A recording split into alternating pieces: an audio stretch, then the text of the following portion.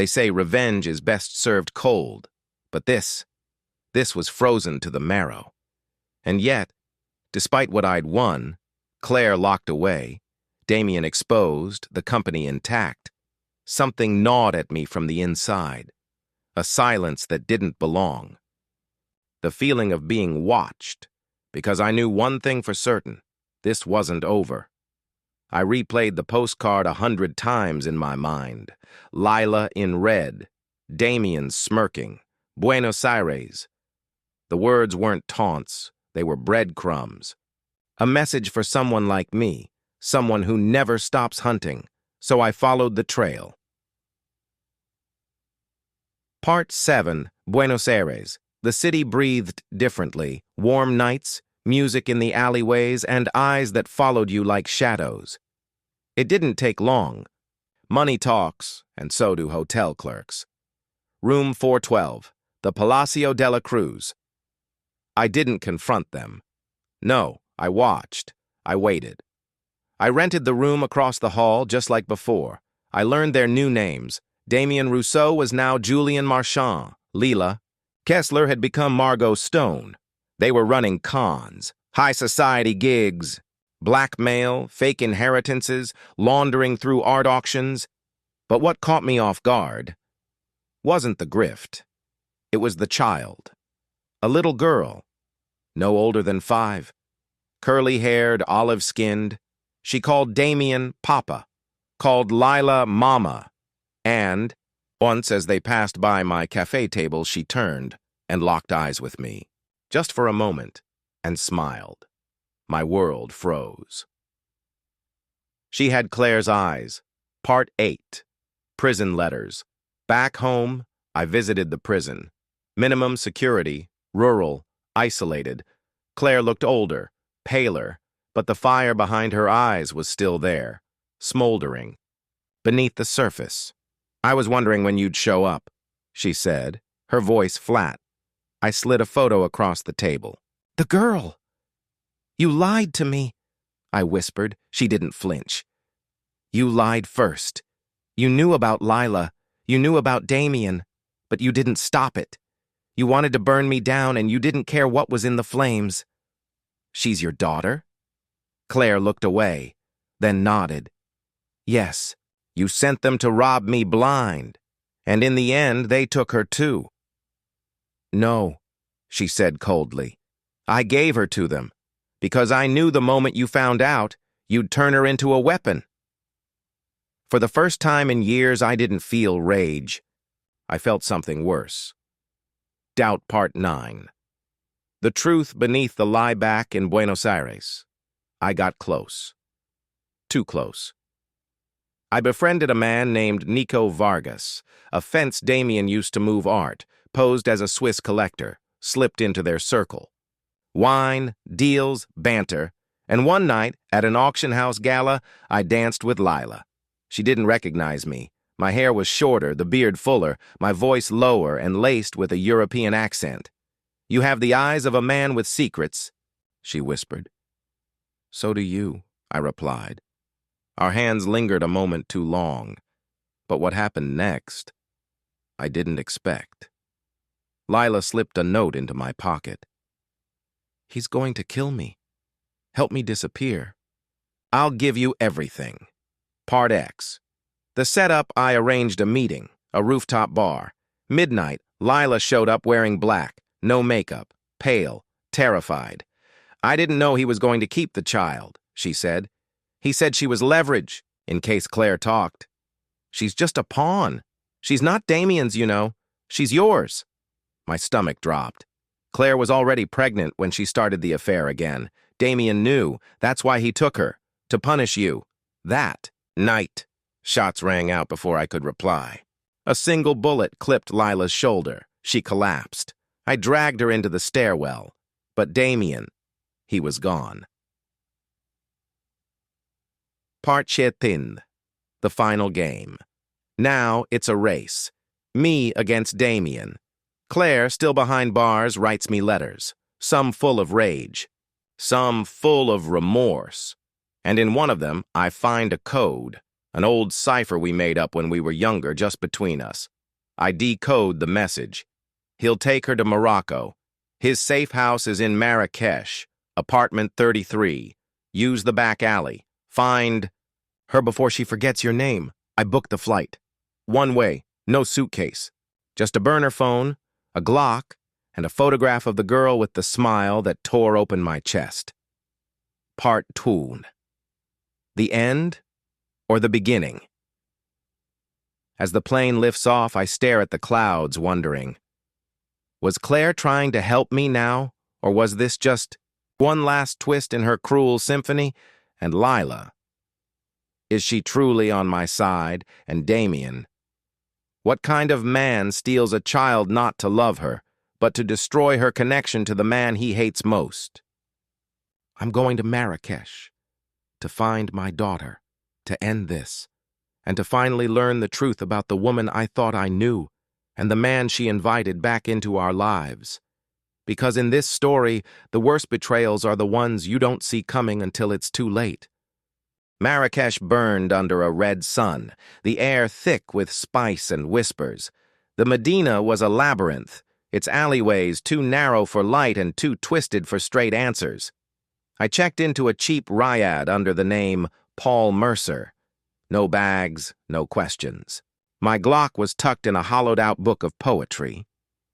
On the second day, I found apartment 33. It was on the edge of the Kasbah, above a spice merchant's shop that always smelled of cumin and blood. I watched it for 3 nights, and on the third, I saw her, my daughter. Her name was Nora. She had a stuffed fox, dragged by one paw. Damien walked beside her, careful, too careful, like he knew eyes were on him. And then I saw her. Lila, still alive, still playing the long game. She spotted me across the street and didn't flinch, just touched her necklace 3 times. Hour. Signal. Tonight was the night. Part 14. The fire starter, I broke in through the back at 3:07 a.m. Lila had left the side door unlatched. The hall was dark, silent. I crept past bookshelves and Moroccan rugs until I reached the child's room. Nora was asleep, curled up like a comma. I stood there, just watching her breathe. I didn't want to wake her. I wanted her to stay in that dream world, one without betrayal, without monsters like Damien. But I never got the chance. A voice behind me whispered, "You always come in through the back door, don't you?" Damien, gun, hand, smile. He clicked the safety off. "I should thank you," he said. "Really? You gave her to me. You and Claire, so goddamn selfish you didn't even know what you had." "You think kidnapping a child gives you power?" I asked. "No," he said. "But it makes me remembered." Then Lila stepped out of the shadows, and she was holding a gun, too. Part 15. A woman's game. She pointed it at Damien, and my heart stalled. "You promised you wouldn't hurt her," she said. "You said you just wanted out." Damien chuckled. "Don't be stupid, we were never getting out." "You lied to me, and you lied to him," Damien growled, nodding toward me. "What makes you think either of us trusts you now?" Then Lila did something I never expected. She fired. The bullet hit Damien in the thigh. He collapsed, screaming, clutching his leg. "Run," she said to me. "Take Nora and run. I'll clean this up." I hesitated only long enough to grab the child and her fox. She stirred, muttered something, then nestled into my shoulder like I'd been carrying her for years. Part 15. Escape. We vanished through the alley. By morning, we were in Casablanca. By nightfall, on a plane bound for Lisbon. I had papers forged by a friend, documents that said Nora was my biological child. DNA wouldn't lie, because she was mine. Lila texted me once. "He's gone. Burned the apartment. You're free. Don't come back." And that was it. Part 6:17. Homecoming. Back home, Claire was transferred to a prison closer to the city. I took Nora to see her. She was behind a glass wall, hands trembling. "She doesn't know me?" Claire said, voice cracking. "She knows of you," I replied. "I've been telling her stories. Not the bad ones. Not yet." Claire pressed her fingers to the glass. Nora looked at her, then me, then her little fox. "She said your name in her sleep," I added. "She remembers." Tears rolled down Claire's face. For once, not a performance, just a mother, broken by her own sins. Part Steet. 3 letters. I received 3 letters that month. One from Lila. "I'm disappearing. Don't try to find me. I loved you in another life. But I was never meant to stay. P.S. Tell Nora I was the shadow who watched her grow. One from Damien's lawyer. A will." He left Nora a safety deposit box in Zurich. Inside, a painting Claire had stolen, a USB stick of blackmail files, and a photo of Damien holding Nora when she was born. On the back, "For what it's worth, I loved her too." And one from Claire. "Tell our daughter I'm not the villain, just the woman who made too many choices out of fear." Epilogue. Nora's smile. Nora is 7 now. She draws constantly. One picture hangs above my desk. A woman in a red dress, standing on a cliff. Fox at her feet, and 3 people watching from below, one with a gun, one with a smile, and one with his hand on his heart. She says it's called The Story I Don't Remember Yet, and every time I look at it, I wonder if she'll grow up wanting to know the truth or if some lies are worth preserving. The end. Somewhere in Montenegro. 2 years later. Dearest Nora, you won't know my name for a long time. Maybe never. Maybe your father burned this letter before you learned to read. But I wanted to write it anyway, because I was the reason your world broke, and the reason it didn't shatter completely. I met your father before he met your mother. He doesn't know that. It was a night like all our nights back then. Cigarettes, music that never stopped, eyes that never slept. I watched him from a corner table while he argued with a professor about ethics and betrayal, quoting Camus like it mattered. He was beautiful in that furious, wounded way, like a man always expecting to be hurt. I never spoke to him that night, but I remembered. Years later, I found him again, married, unhappy, cracking. That was when Claire made me an offer. "Claire, your mother was a genius of slow destruction. She didn't snap her fingers and ruin people. She invited them into the fire, gave them matches, watched them burn themselves for her. She offered me money, a new identity, a way to escape my old debts in Berlin. All I had to do was seduce your father, break him, keep him broken, and then disappear. But something happened. I fell for the man I was supposed to destroy. Then came Damien. You've heard that name. Maybe only in whispers. He was Claire's insurance policy, a nuclear option with a charming grin. The kind of man who enjoyed holding people's pasts like grenades with the pins already pulled. He wasn't supposed to love you, but he did. That's the one thing that was true. He wasn't your father, biologically. But in his strange, broken way, he thought. If he could raise you, shape you, he could rewrite his own history. He was wrong, as always. The night I shot him, I knew I couldn't stay. Not because I was afraid, but because I couldn't trust myself anymore. I had told so many lies. I didn't know what kind of woman I was, so I burned everything. The apartment, the tapes, the list of names Claire had compiled over the years, the ones who helped her, who hid her crimes, who profited from them, all except one name, yours. Now I live quietly. I paint. I watch people from windows. I still carry the necklace your father gave me the night he left. A silver fox, small, elegant. Just like you were when I held you. I dream of you sometimes. You're older. Your hair's wild. You ask me why I left. I never know how to answer. But if you ever read this, Nora, here's what I hope you understand. Your parents loved you, both of them, in their own flawed, broken ways. And I loved your father. Too much to stay. Too much to let him fall again. You were born in the shadows of betrayal. But you are not cursed by it. You are the future none of us deserved, but all of us needed. Love always, Leila. Lisbon, present-day Nora, age 26. The attic always smelled like dust and oranges. Her father had died 3 months ago. A quiet heart attack in his sleep. He'd left behind no instructions. Just a house full of half-finished thoughts and unspoken things. That afternoon, she found the shoebox. It was under a loose board, wrapped in plastic. Inside it, old passports, 3 cassette tapes, a torn photograph of a woman in a red dress, and a sealed envelope. Her name was written on it, in a woman's hand, Lila's, the letter. The moment she read it, the world tilted. It wasn't the revelation of betrayal that haunted her. It was the intimacy in the words.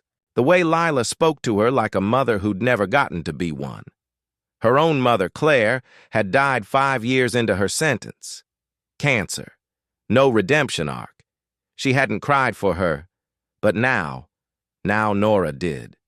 She sat on the attic floor for hours, letter in hand, until the light from the window shrank to a narrow, dying beam. And in that golden silence, she made a choice. She had to find the truth. Not just what they told her, the real truth. Part Denks. The Zurich box Nora flew to Zurich 2 weeks later. She used the key her father had kept hidden in the base of a chessboard. Clever. Bastard. The safety deposit box hadn't been opened in over 2 decades. Inside were 4 things. A painting by Carlotta Ferrezzi, stolen during a gallery heist Claire had once been suspected of. A USB drive labeled Insurance, a thumb-sized vial of ash, a handwritten note, "When the past rots, burn it." D. The USB was encrypted, but Nora had inherited more than secrets. She had inherited instinct. Part 21. The Fox and I. The fireback in Lisbon, Nora ran the encryption program overnight. By morning, she had everything. Emails between Claire and government officials. Tapes of Lila's conversations with Damien. Surveillance footage. Names, faces, dates. It was a mosaic of rot and power and seduction. A map of how easily love could be weaponized. But buried deep in the drive was a single video. Her birth. In a shadowy clinic in Prague. No doctors visible. Only Claire and Damien. Claire looked exhausted. Damien cradled the newborn like glass. Then Lila entered the frame. She wasn't supposed to be there, but she took Nora in her arms, and the screen paused on her face. Not a spy, not a traitor. Just a woman who looked terrified of losing something fragile. Part 4. Echoes. That night, Nora walked the streets of Lisbon with a cigarette in one hand and the USB in the other. She could go public, burn them all, let the world see the monsters behind her family name. But then she remembered Lila's letter. You are not cursed by it. You are the future none of us deserved. Maybe the point wasn't to burn the past. Maybe it was to bury it, finally and completely, and let something new grow from its ashes. Epilogue. The Last Door. 6 months later, Nora found the door. It was in Kotor, Montenegro, a blue door with a brass fox knocker, half swallowed by ivy. The woman who answered had silver in her hair, a quiet strength in her stance. She didn't look surprised to see Nora, just tired and hopeful. Hello, Nora said. I think I've been walking toward this door my whole life. The woman nodded. Once. I know, Lila whispered. Come in. And with that, the cycle ended, or began again, better this time. The end. This is the story of a daughter reborn from the ashes of lies. This is the story of the Fox's Heir. Sequel, Fox's Heir Part I, the Warsaw Leak Warsaw, Poland, 3 years later. Nora Serrano didn't go by her real name anymore. In the world. She moved through now. Names were liabilities.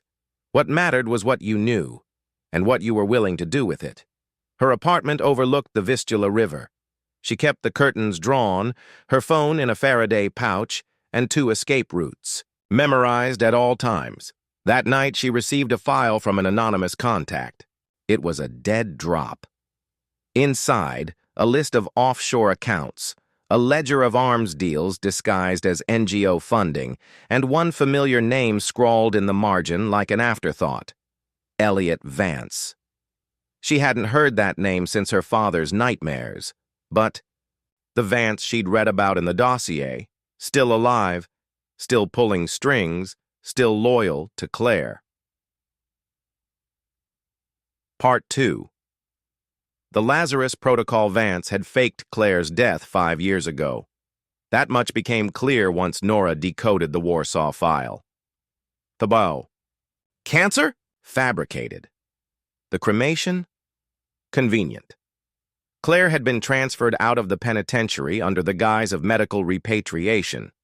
The doctor, paid, the nurse, dead. What remained was a trail of transactions, land in Serbia, private security firms, and a facility in the Albanian Alps known only by one codename, Lazarus. If Claire was alive, if she had escaped justice again, then Nora wasn't finished, not by a long shot. Part 3. Shadows and Echoes, Tirana, Albania. 2 weeks later, Nora met her fixer in a hotel bar. He wore a priest's collar and had a holstered pistol under his cassock. Do you believe in resurrection? He asked, sliding her a burner phone. She raised an eyebrow. Only when it bleeds. The Lazarus facility was real.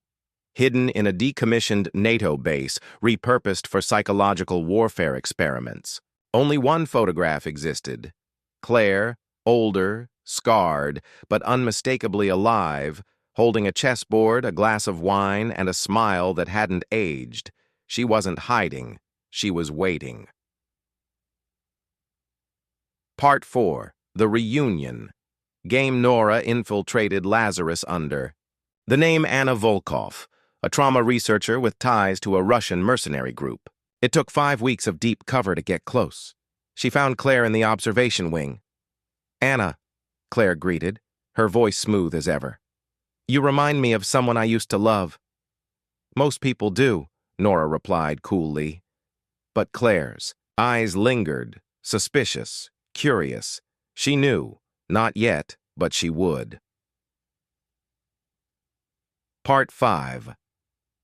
Blood, mirrors, and mercy, it came to a head in the lower chambers. Claire stood over a vault of evidence, drives, tapes, names, the raw material of blackmail and power. I kept it all, Claire whispered. For you. I knew you'd come. I wanted to see how far you'd go. I came to finish what prison. Couldn't, Nora said. Her voice didn't shake. Her hands didn't either. Claire nodded, then smiled. Proud almost. You're mine after all. Nora placed the thermite charge on the vault. You're wrong, she said, and pressed the detonator.epilogue. The Foxes wake 6 months later. Reykjavik, Iceland. Nora sipped black coffee in a quiet cafe, her laptop open. The files she'd salvaged from Lazarus before the blast were now published under hundreds of journalists' names across dozens of countries. They called it the Fox Papers. It brought down ministers, CEOs, mercenaries. It rewrote history. Claire's body was never recovered, but Nora didn't care. This wasn't about vengeance anymore. This was about building something no one could destroy again, and when the reporter across from her asked, "Aren't you afraid they'll come for you next?" Nora smiled faintly. "Let them try." Oslo, Norway. 4 months after Lazarus, Nora had grown used to ghost calls, unknown numbers, untraceable texts, shadows watching from across the street. But this one was different. Her burner rang twice, then silence, then a video played. Claire, alive. Again. This time she looked older, not frail but stripped of the illusions, her hair short, her skin pale. Behind her, a map peppered with red strings and Polaroids. "You destroyed my vault," Claire said in the video. "You killed everything I built." She paused, then added, "So now I'm building something you can inherit." Part 2. A Sister in the Smoke. The message wasn't a threat, it was bait. Nora tried to dismiss it. But 3 days later, an envelope arrived at her contact in Berlin. No return address, no fingerprints. Inside was a birth certificate, a hospital bracelet, and a blurry photo of a girl in a burn ward, no older than 12. Aim Lyra Serrano. The location, Cairo. Claire had always been many things, but a mother to more than one? That was new, and it meant Nora had a decision to make. Part 3. The Cairo heist. Cairo, Egypt. 6 days later, the hospital was a shell of itself. A front. The ward, real but heavily surveilled. Nora disguised herself as a Red Crescent volunteer. She found Lyra in room 12B, bandaged hands, fire scars down her left side, but bright, wary eyes. "Are you here to take me away?" the girl asked. Her voice was low, deliberate, like someone rehearsing. "Depends," Nora said, crouching by the bed. "Did Claire tell you I was coming?" Lyra blinked. "She said you were like me, just better at pretending." That night, mercenaries came for them. Nora burned their van to the ground. She and Lyra didn't stop running until they crossed the Mediterranean. Part 4. The Offer Unknown. Coordinates. Somewhere in northern Italy, they met in the ruins of a cathedral. Claire had purchased decades ago. Claire stepped from the shadows wearing white. Nora raised the pistol. Claire didn't flinch. "She's your sister," Claire said. "Born in Lazarus, engineered, chosen." "I'm not your daughter," Nora replied coldly. Claire smiled. "You're my heir." Then she laid it all out. A digital empire designed to outlast nations. Ghost banks, blackmail networks, and data worms buried in the DNA of financial systems. And one final plan, Vault Omega, an AI-driven project that could destabilize any economy or quietly save it. "You can burn the world," Claire said. "Or you can fix it. But either way, you need the keys I still have." Part Fee. Breaking the chain. Nora didn't speak for a long time. She looked at Lyra, quietly playing with a chess piece in the corner. Then at Claire. "You don't want a successor," she finally said. "You want a mirror." Claire's smile faltered. "I want someone who won't waste what I built." Nora lowered the gun. "You're right about one thing," she said, then turned to Lyra. "I am better at pretending." She fired one shot into Claire's shoulder, not fatal, just a message. Epilogue. The Fox and the Ember, Prague, Czech Republic. 3 months later, Nora now lived off-grid, teaching Lyra languages, code, and most importantly, how to lie only when it mattered. The world thought Claire was dead again, but somewhere she was healing, plotting, waiting. One day, maybe they'd face each other again. Maybe not as enemies, but Nora wasn't waiting for fate. She was building her own empire now, quieter, cleaner, invisible. A network not of destruction, but protection, for those who had no foxes watching their flanks. And if Claire ever came knocking again, Nora would be ready. The sniper's body lay crumpled in the snow.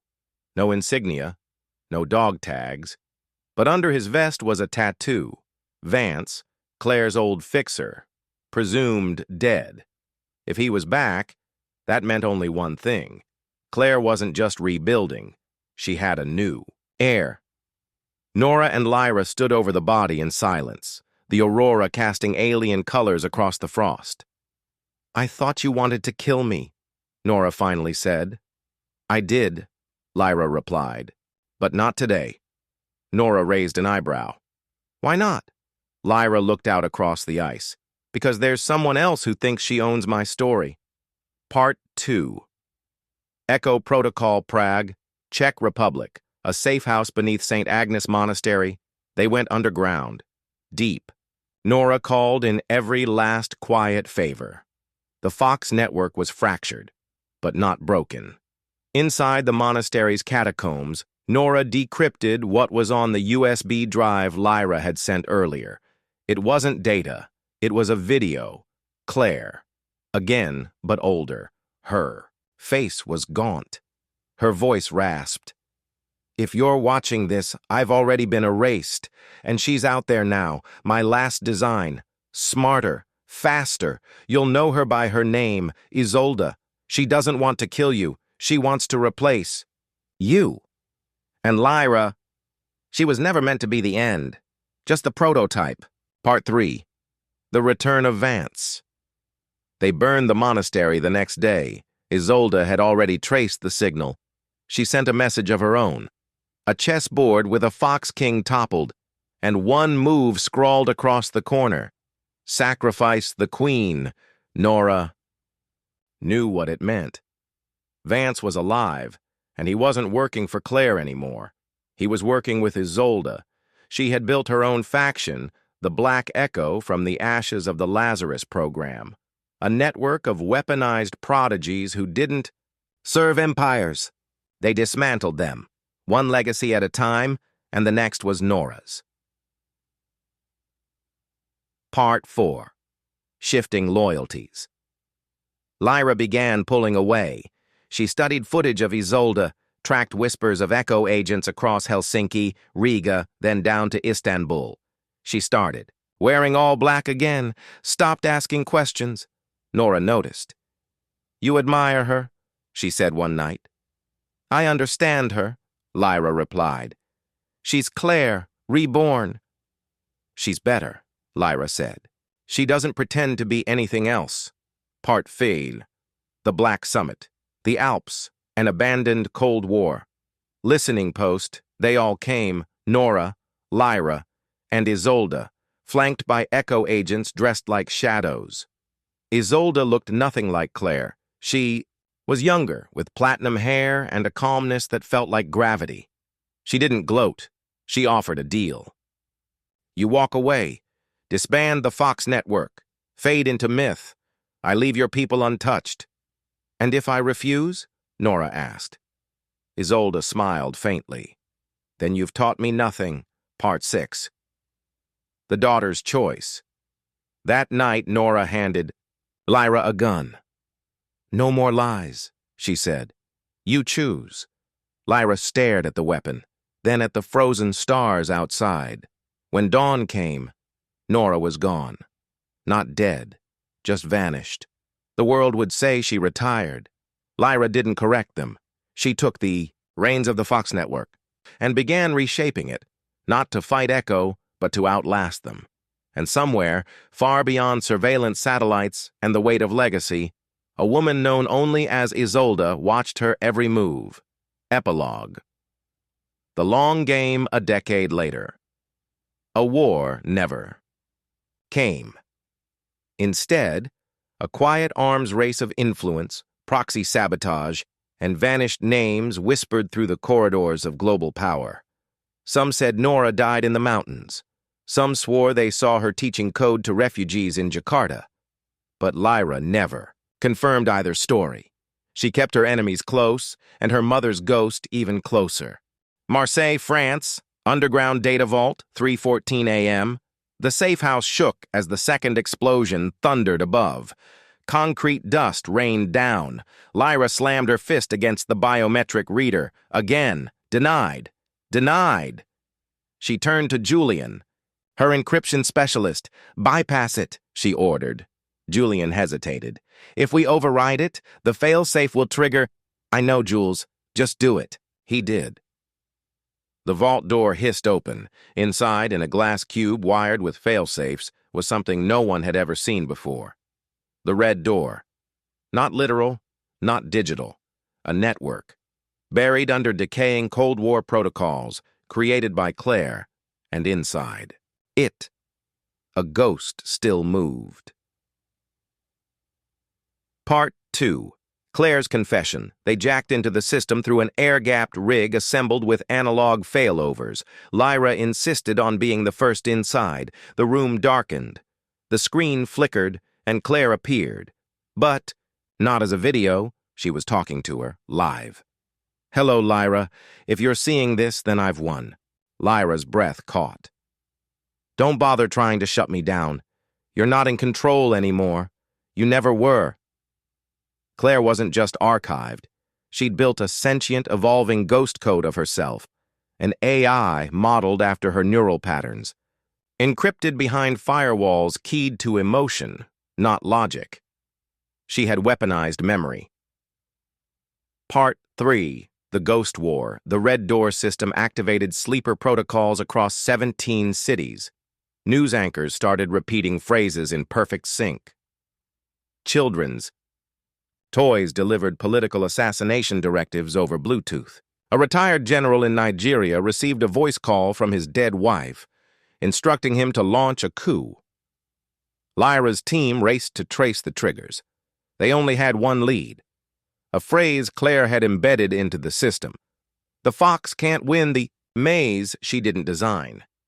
It wasn't a metaphor. Claire had built a literal labyrinth, not of walls, but of interconnected psychological triggers, memory holes, and betrayal loops.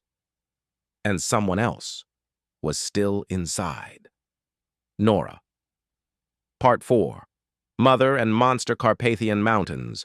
Cold, echo bunker Lyra found her mother in the last place anyone would look, inside a virtual construct built from Claire's last neural scan. Nora wasn't plugged in. She was locked in. Claire had kept her alive in fragments, each memory of Nora twisted, degraded, reshaped to reinforce the narrative of Claire's righteousness.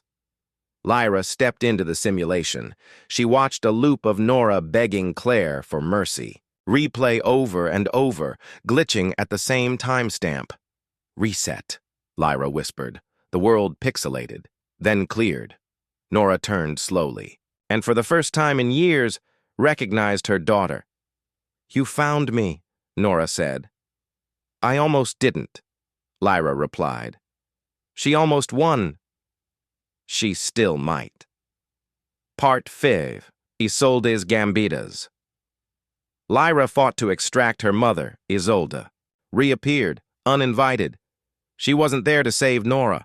She was there to kill Claire's ghost, and anyone left connected to it. "You don't get to rewrite the world through grief," Isolde said. "And you don't get to burn it down because no one ever loved you," Lyra replied. The two stood on opposite ends of a virtual courtyard. Code shimmered in the sky above them like stars. "We end this here," Isolde said. Lyra didn't flinch. "No. We begin again." She shot the central processor node. Claire's scream echoed not in sound, but in feeling. Grief, fury, surrender. Then silence. Epilogue. The world after Claire Istanbul. A rooftop cafe. Sunset. Nora sat across from Lyra. Her hair was shorter.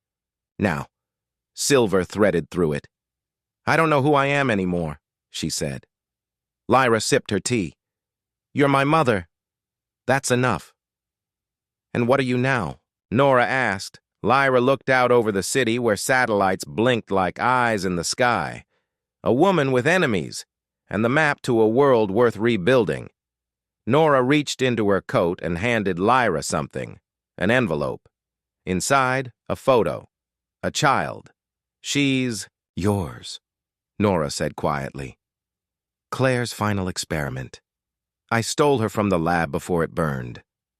The girl's name was scrawled on the back.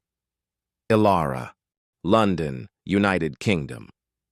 The edge of tomorrow, Lyra stood in the heart of a forgotten museum, now a private estate, studying a faded photo on her phone. The photo was a blurry picture of a child, maybe 4 or 5, blonde hair, eyes full of a silent hunger.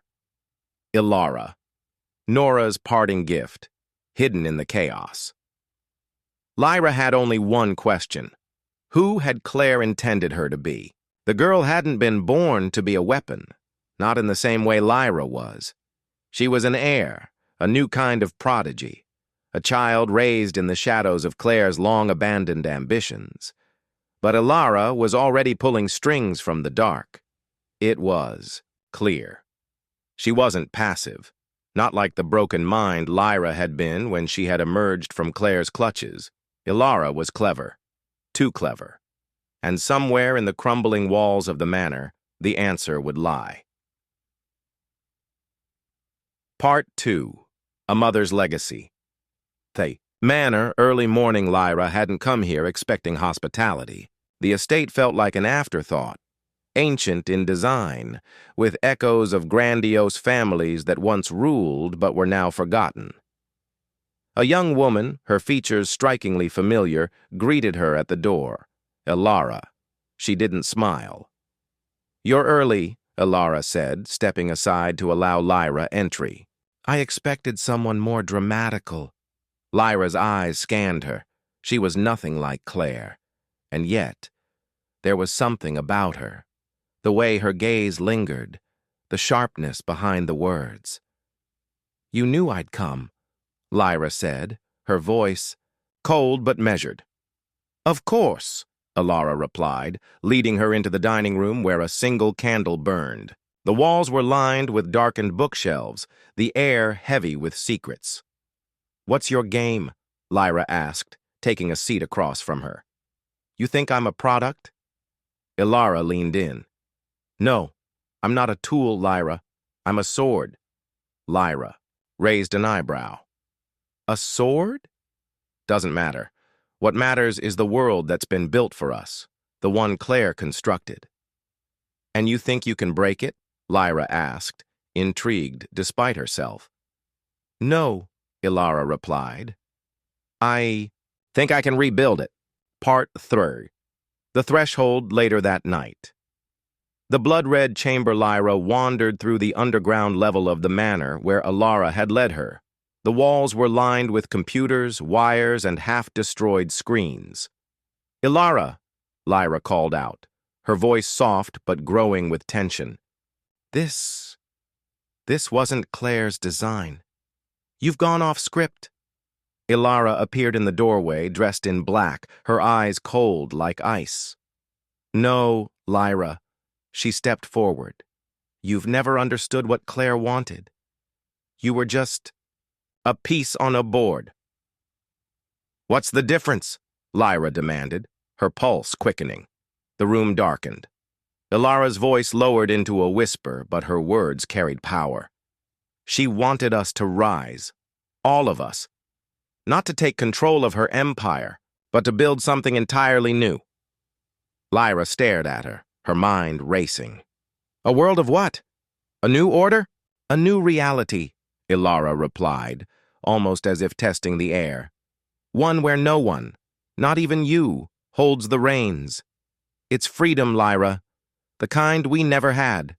And I need you to help me." 1 week later, a quiet office in Berlin, Lyra sat across from a group of former Fox Network operatives, those she had once trusted. They were no longer her allies. Not entirely. They were more like shadows in the corporate world now, managing power plays from behind the scenes. "We're being hunted," one of them said, a man with too many scars and not enough patience. "Isolde's after us, Lyra. She's coming for everything." Lyra glanced down at the papers on the table. Blueprints for a new world. A world Ilara had given her, like an inheritance. "I know," Lyra said, her voice steady. "But we have a choice to make. Ilara is the future, and Claire's shadow isn't long enough to cover this one." Another operative, a woman with raven black hair, leaned forward. But you're asking us to risk everything we built for a child. Her child. Lyra's eyes were hard. Not for her.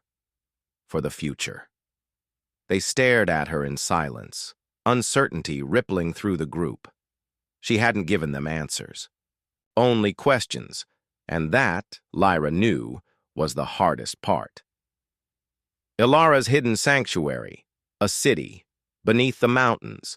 Ilara stood before a vast holographic projection of the world, and behind her, the screen blinked with encrypted feeds from every corner of the globe. "It's happening," she whispered, turning to Lyra. "I've set the pieces. Now we watch." Lyra stood in the doorway, watching her. "You've given me the choice. What now?" Ilara's smile was almost cruel. "Now? Now you choose whether to become a goddess or a ghost." 1 year later, the world Lyra knew had disappeared. Ilara, though young, was the uncontested heir of a new empire. She had moved faster, smarter than Claire had ever predicted. Lyra had aided her, but at what cost? The old Fox network was gone. Isolde had faded into the dark like a flickering signal, her grip on global powers weakened. Lyra now had one last choice to make. Stay, in the shadow of her own legacy, or walk into the light and dismantle it. It had been 3 months since the collapse, but the city still bore the marks of Ilara's empire. The skyline had softened in its new direction, less sharp, less angular, but it was still a reflection of the world that had been. Lyra stood, in the quiet of her office, watching the lights flicker across the city, a soft hum of activity still buzzing beneath the surface. Things were changing, fast, but nothing ever truly changed all the way. Not when it came to power. Ilara was gone, but her presence still loomed like a ghost in the corners of every conversation. Some whispered that she was planning something, others believed she was in hiding. One thing was certain. Ilara would not let the world forget her.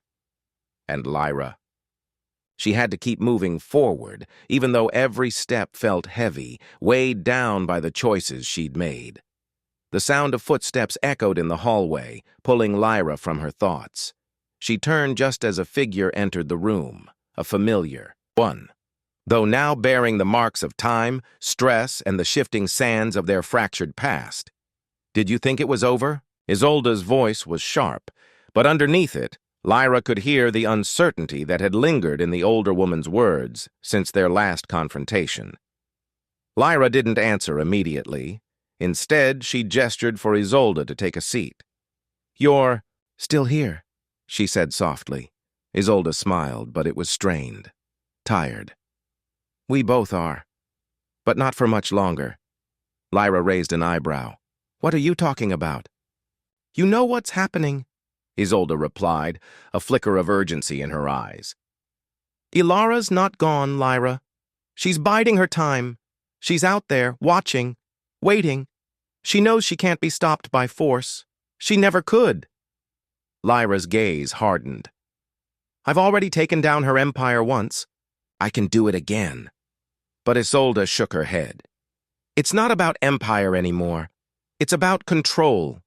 The kind she's mastered without anyone noticing. She doesn't need a physical presence to make her power felt." A heavy silence hung in the room. Lyra knew what Isolde was saying, but she wasn't ready to hear it. She had already sacrificed so much to keep Ilara from rebuilding her empire. She couldn't lose everything again. Part 2. The Hunt Begins Berlin. A stale meeting room, Ilara had made her presence known again, quietly at first, in the whispers of those who had once served her. The infrastructure she'd left behind had not crumbled like it seemed. It had adapted. New players, new figures had risen in the vacuum she'd left, taking control of the scattered remnants of her empire.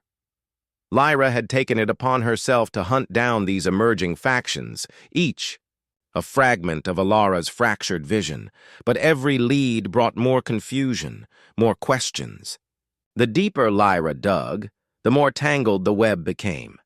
Each investigation was met with more resistance, more shadows that didn't make sense.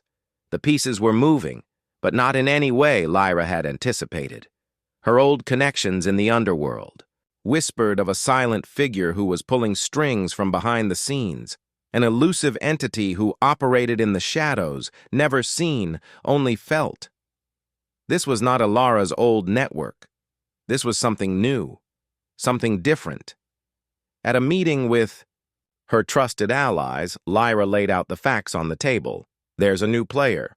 They're using Ilara's old methods, but they're smarter, more patient. They don't care about empire, they care about something else entirely. One of her allies, a former intelligence officer named Lena, leaned forward. So, what's their goal? That's the question, Lyra replied, her fingers tapping restlessly against the table.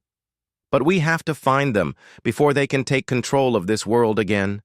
Part 3. The Silence of Ilara Berlin. The ghost in the system Ilara had made her first move, but this time it wasn't a direct confrontation. Instead, it was a message, a subtle shift in the global data flows, a ripple in the stock market, a sudden shift in power within multinational corporations. It was as if the world had just paused for a moment and then resumed without missing a beat. But Lyra noticed. She always noticed. The systems had been breached, the patterns disturbed. Ilara was here. Somewhere.